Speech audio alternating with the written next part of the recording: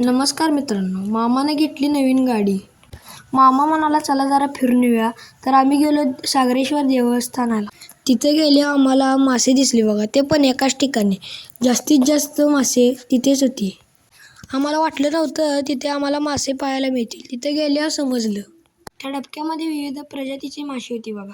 एक मोठे आणि एक दुसऱ्या प्रजातीचे बारके. हे आहेत दुसऱ्या प्रजातीचे मासे.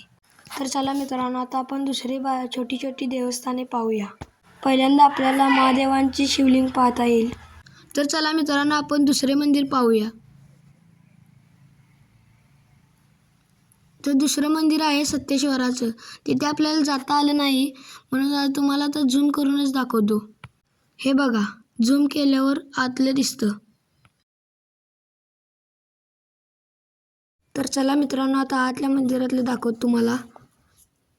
आत असं आहे बघा. हे आहे गणेशाचं मंदिर. चला दाखवतो. गणेशाचं मंदिर आहे. आता आहे उजव्या सोंडेचा गणपतीचे मंदिर. नीट पाहून घ्या.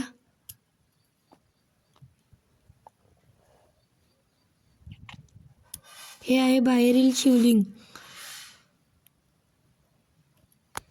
हे आहे हनुमानाचे मंदिर. नीट पाहून घ्या. हात जोडलेला हनुमान.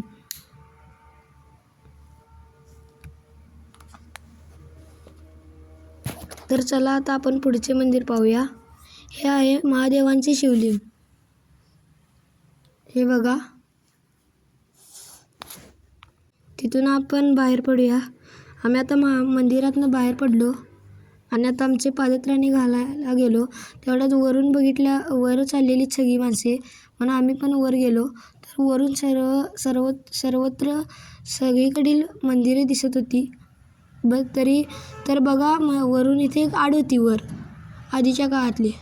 तिथून निघाल्यावर आम्ही जवळच्याच एका दुकानात गेलो. तिथे आम्हाला विविध देवांची मूर्ती दिसली बघा. तिथे एक मोठी स्वामी समर्थांची मोठी मूर्ती होती. बाळूमामांची मूर्ती, स्वामी समर्थांची मूर्ती, दत्तांची मूर्ती व तसेच इथे बालकांच्या खेळण्यांची ते नव्हती साहित्य. इथे बघा शिवलिंग, छत्रपती शिवाजी महाराजांची मूर्ती, विठ्ठलाची मूर्ती, फोटो फ्रेम असे विविध होते. जर तुम्हाला हे मंदिर इथे आवडले असेल तर मित्रांनो, या मंदिराला यायलाच लागतंय. जर व्हिडिओ आवडला असेल तर व्हिडिओला लाईक करायला विसरू नका.